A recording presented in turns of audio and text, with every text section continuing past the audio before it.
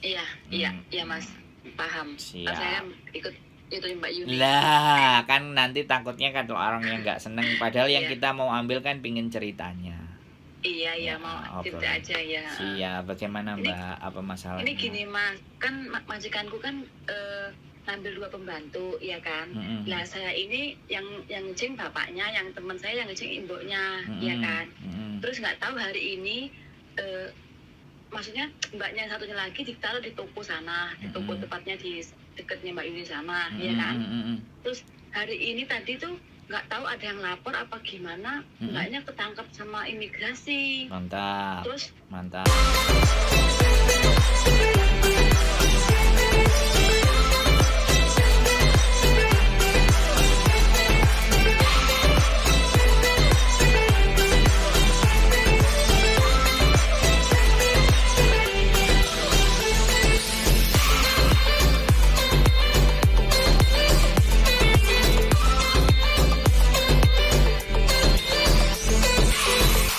Terus? terus saya sama bapak ditelepon kan suruh keluar dulu rumah, kamu keluar dulu dari rumah, jangan di rumah katanya gitu kan. Mm-mm. Soalnya ada mau migrasi ke rumah gitu. Saya kan Ngecek. juga kaget Mm-mm. gitu, maksudnya saya mau nanya itu teman saya nanti ada masalah nggak ya Masalah Mbak. gitu tuh. Iya, jadi gini. Pertanyaan sampean cukup sudah? Masalahnya Mm-mm. masalahnya kan untungnya yang ngecing saya bapak saya bagian rumah dan mbaknya yang ngecing mboknya bagian toko sana gitu loh. Mm-mm. Terus adalah hari ini tuh ketangkap ketahuan imigrasi terus dibawa ke sini ke rumah kan. Terus saya disuruh keluar dulu gitu loh. Mm-mm. Tadinya gitu. Terus saya menanya ini nih nantinya mbaknya ini di penjara apa enggak gitu Nah, loh. Memang kasihan gitu loh. oke. Jadi giliran saya, sampean sudah 2 kali mengulang eh, pertanyaan sampean tadi. Iya. Sekarang gini, tenang dulu, sampean ambil nafas. Jadi sampean tenang dulu, nggak perlu khawatir. Yang penting sampean ada nomor HP-nya dan sampean kenal dia atau sampean ada nomor HP-nya, nggak ada masalah, nanti di WhatsApp aja. Kalau ada apa-apa kabarin, ibaratnya cuman gitu aja kan bahasa Indonesia. Jadi gini Mbak, Iya. kalau itu sudah dipastikan adalah penyalahgunaan visa. Nah, biasanya sekali lagi saya ngomong, itu terjadi karena persaingan bisnis. Iya. Nah, jadi toko di sebelah-sebelahnya itu tahu bahwa yang disuruh adalah CC-nya. Nah, toko yang sebelah-sebelah itu nggak suka sama bosnya sampean. Ya kan? Iya. Terus dipokengin. Iya, Itu sah, itu wajar. Dalam dunia berbisnis, jegal menjegal itu biasa. Kayak di kalangannya awake dhewe nyele paspore marangno utang melayu. Nah, kayak gitulah. Ibarat kata. Nah, kalau pertanyaan sampean Mbak itu nanti aman nggak? Jawabannya aman. Nggak usah khawatir, ya. Jadi, karena di situ adalah perintah majikan. Yang kena duluan pasti majikan. Iya. Nah, majikan ditanya kenapa kamu nyuruh anak ini. Anaknya juga ditanya kenapa kamu mau disuruh dia. Nanti kan diinterogasi. Dan sekali lagi saya ingatkan, saya sampaikan lagi sama sampean, orang Hongkong itu takut dengan penjara. Iya. Nah, pastinya nanti ditebus. Karena itu disuruh sama majikan kan. Jadi sampean nggak perlu khawatir, sampean cukup tenang. Kalau ada apa-apa baru direspon.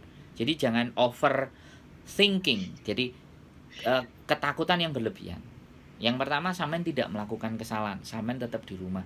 Aku ngerti, sampean pasti kasihan sama temennya sampean, ya.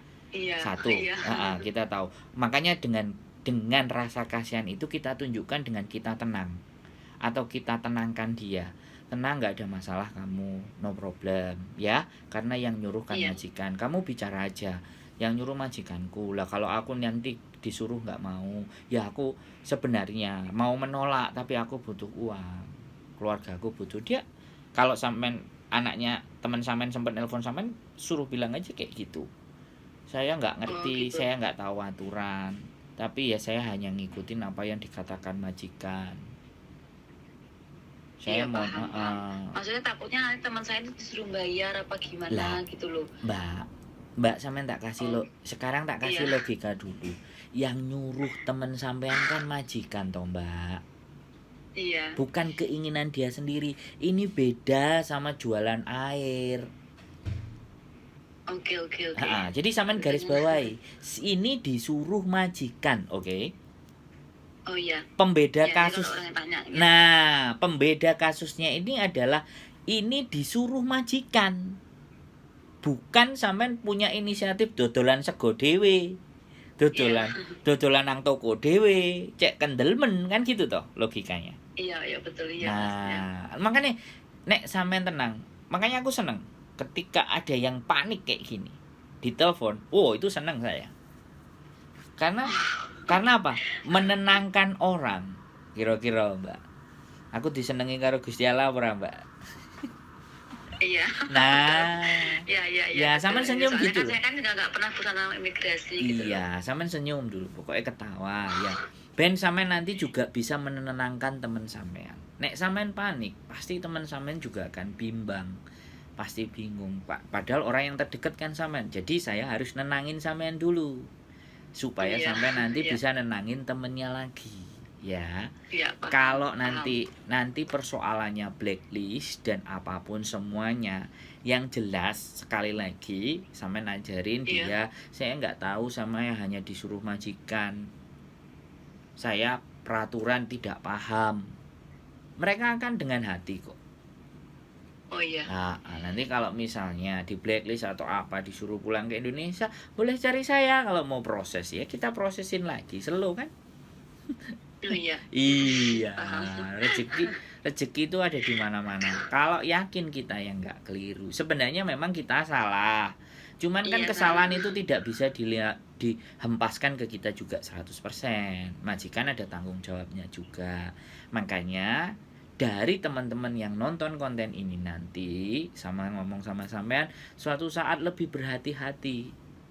Ya kan? Oh iya. Untuk agar supaya ketika disuruh misalnya bersihin 2 rumah atau suruh jagain di toko, kayak gitu kan harus waspada.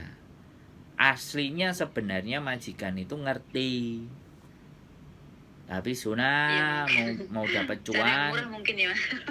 mau dapat cuan, mau bisnis, gak apa-apa disuruh di sana. Nah gitu, padahal kiri kanannya ada yang jahat kan gitu, gak ada jadi soal, Mbak.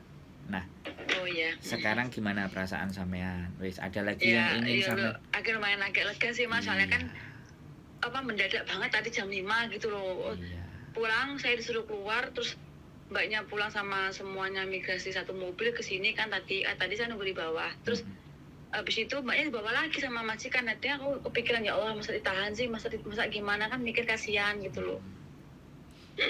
Gitu. Iya nggak apa-apa.